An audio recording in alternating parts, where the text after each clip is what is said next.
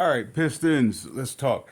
I just did a trade simulation, with the Pistons, and of course, I don't foresee this actually taking place for a numerous amount of reasons.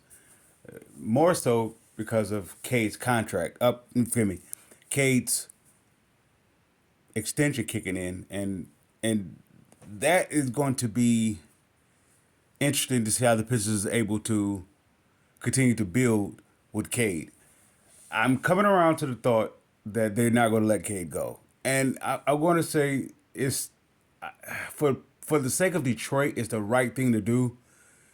Not because they don't find themselves in this position of having a top pick or a top pick that pans out, or a top pick that wanted to stay, or a top pick that is putting up numbers. But I also have to take into consideration that putting up triple doubles in Detroit, like Grant Hill was able to do, in comparison to what Cade is, not comparison, is equally as the same as what Cade is doing.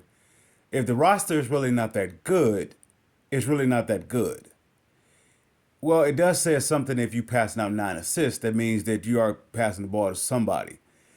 And it may not be like if you, well, how can I say it? I guess it is a good thing, yet it's a building process. The problem with that it may be if it turns out to be a repetitive thing, forgive me, uh, to be a repetitive thing where the Pistons is like Grant Hill, they wasn't able to surround him with the proper talent. It's enough to get you 40 wins to be in the middle of the pack. Yeah, I don't know if it's enough to be the four or the four best teams in the East. I don't know if it's that. I don't know if Cade's triple doubles or his Detroit numbers is good enough to lead them. I would say not his numbers. Forgive me, his contract. I want to say I don't know if Cade's contract is reasonable enough, or is positioned enough to be able to get him equal talent without taking in something that is high risk and very low reward. It is a high risk and maybe say 5 to 10% reward if everything works well. So with that being said, I drew up this definitely hypothetical situation, or even least likely to actually take place. On paper, it makes the Pistons have a big three, or I wouldn't say a big three. It gives them, let's say, legitimacy outside of Cade. I've given the Pistons Zion Williamson and Zach LaVine based off of those two teams is going to be in a position, if not in the position, to move on from those players because of what their return they're getting from those players. I want to say Zach LaVine is a decent player to stay with Chicago, yet I believe they're moving on from the big three. With that being said, before we continue, I want to say this: the big three experiment is over. This is the last run of it. Now you're going to find teams as being stacked with maybe 8 to 10 deep, which you may have two players that is all star, if not all star, superstar, or all star, you know, on the cusp of being a superstar. You may find yourself surrounded by that more so than you talking about a big three. Now, don't get me wrong, there will be teams with big threes, but such as like what Phoenix has done, that form of a big three is done because of the aprons and all the ramification that comes with that with the cap. I think it's going to limit to that. So with that said, Detroit, I wouldn't say they have a big three, but it would be a big three for Detroit standards. Zion Williamson, Zach LaVine, and Cade Cunningham. Now all three of course have a history of injuries, or injured history, so to speak. So I it's a high risk, maybe like 85 plus, high risk, and there's very little reward. I would say maybe 15 or less. Because of what's going along with it. With Zach Levine, he's on a 3-year contract. This year's pretty much halfway through, so you have 2 years remaining. The second year is a good year for the Pistons, even when you including Cade's extension contract or start to kick in. I want to say it's starting off at 40 plus, and Zach Levine is coming in with, I believe, 30 something, 35 plus with his second year. But that will be a make and break year to see if you want to keep Zach or not. The problem with Zach's contract is not the second year, it's the last year of the deal because it's a player option. And I believe that player option is up to 40 million, if not it's 40. I know it's definitely over 30 plus. So it's really interesting because I believe that it's leaning towards going close to the 50 million mark. So Zach Levine's contract is not that bad as much as I was against it. What made it so bad is that the injuries along with it. But the way the Pistons team is assembled, of course, it also depends what you do with Ivy, what your plans are with Ivy. If you're going to extend Ivy, at what number? That's also to keep something in mind. I have Ivy at the 22 to 30 range. Depends on how this remaining season pans out. So if I could get Ivy at 22, K kicks in at 40 next year. If it's not, it's 38. It's 38-ish on up. And then if I were to add Zach, 36. I think it's 36. If not, it's definitely 35 plus. Maybe not. Yeah. If I add those three together, that rules me out of considering Duran as an extension. Yet I still got Tobias at 25, which is not bad because he would be on an expiring deal. That at 25 could be traded or whatnot, or whatever you can do with that. And then the same thing goes with Fontecchio. He would have 7, and that next year will be expiring. So him and Tobias, Hardaway wouldn't be here unless you're bringing them back. Beasley wouldn't be here unless you're bringing them back. Well, I almost want to say, if you bring in Levine, it's almost, unless you're getting a really, really, really, how can I say it? You're really getting a team friendly deal, bringing back Beasley. The way he's shooting the lights out now, I'm going to say he's going to get a nice contract for somewhere else. Let's say if the Pistons strike out with the deal with Levine, they don't proceed with that. Excuse me. I would consider of giving a nice healthy contract to Beasley. He's Pistons DNA. With that being said, I also would bring back THJ on a decent contract, not at the number that he's at now, but at a decent number. He's Pistons DNA. So there's ways of doing it without Levine, but there's also, if it's a good scenario, that you could get, at least 2 of the 3. If you were to get Beasley and Levine, you're talking about going along with Cade. Now, only problem with that is Jaden Ivey. There's no way you can do all 3. There's no way.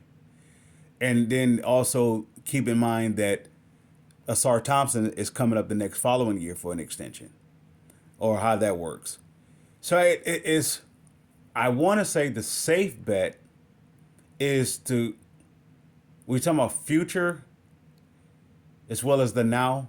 I want to say the safe bet is Beasley and Hardaway Jr. That would be the safe bet to bring them back. Or forgive me, Beasley and Ivy. That's a safe set. And you may have to skip out on Levine if you're bringing back those 2. I don't know. I almost want to say I will go with, like I said, it's a safe bet. We'll go with those two. But moving right along, if yet if I choose to go a different route, if let's say if the number is past that Ivy's looking for is past 22, past 25, is leaning towards 30-ish, I may have to walk away from that because I have a SAR looking right there in the rear view, and K's number is constantly climbing. So I may have to move on from Ivy and go a safer route with such as a THJ and Beasley if I can get Beasley back. If it's a mutual deal between the two, or I could say the mutual, if the two of Ivy, I'm feel me, of THJ and Beasley, then I'll bring them two back. But this is a hypothetical situation, so we're just going to throw caution to the wind and just say, what if we brought back Levine? That means you have to take off THJ and Beasley. Those two have to be off the team. Very specifically, if you're going to keep Ivy. If you keep Ivy along with Levine, then there's no way you could bring those other two back unless they're given a team-friendly deal. All right, and the next trade, the Pistons would include Zion Williamson. Now, Zion Williamson has a clause in his contract where if he doesn't meet so many amount of games or if he doesn't come back in shape, his contract is not guaranteed. I want to say the number is 60 games that he has to be played this year for next year to be fully guaranteed. And I don't know if he's going to make that number. With that being said, if the Pistons did trade for him, the second year, if they don't like the scenario, the worst case scenario would be if they can't move it or whatnot, they can waive the contract because, from my understanding, that is not guaranteed.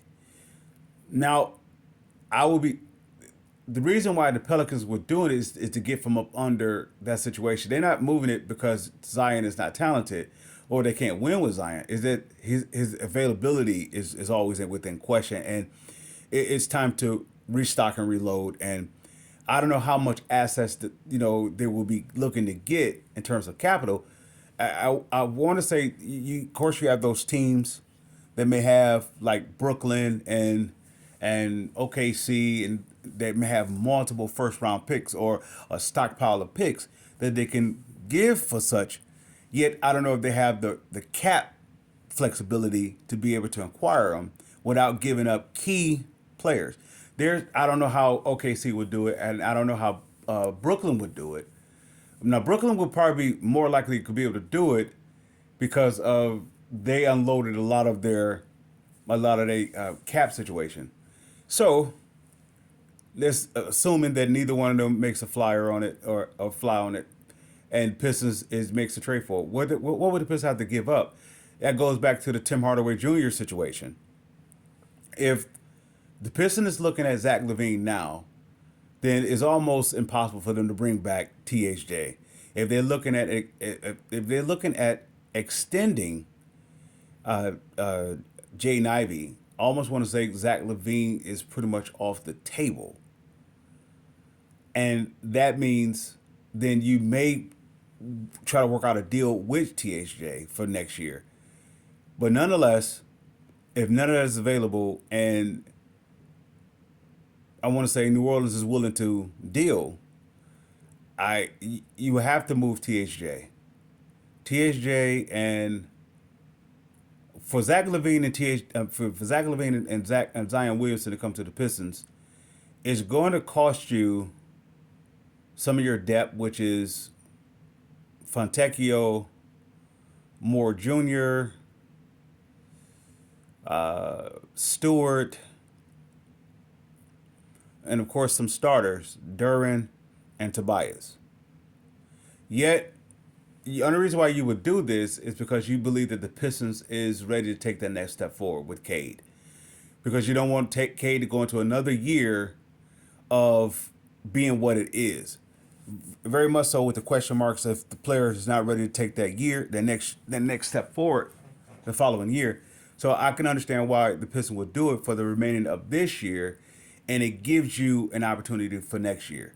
Next year, it still would be a funny year because what all is coming along with those two moves. And of course, in addition to those two, they will be trading with Charlotte for the rights of Nick Richards, and they, of course, they will maybe a second round pick or so.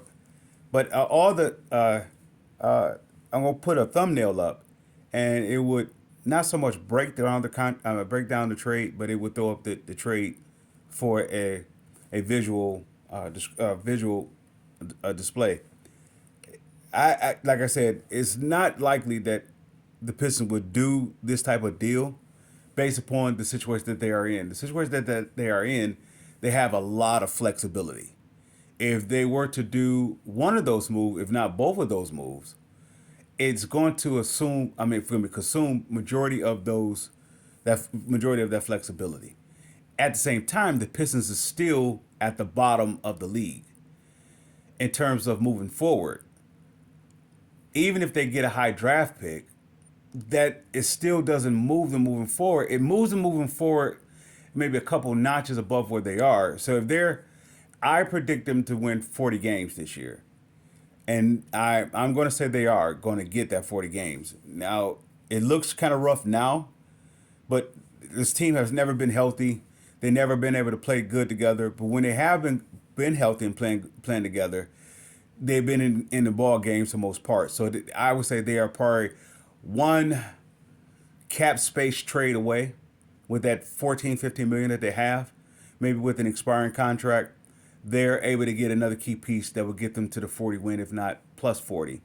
That will not get them to the play-in tournament, but it would get them into the playoffs if it's done correctly, if the move is done correctly. So with that being said, the Pistons is in a weird situation, but nonetheless, it's in a situation that they have to make, that not have to make a move, yet it's sort of forcing them to make a move. And I'm going to say it's time for that. The opportunity is presenting itself is being positioned for them to make that move. So we're going to see how it works out. With that being said, Pistons fans, salute.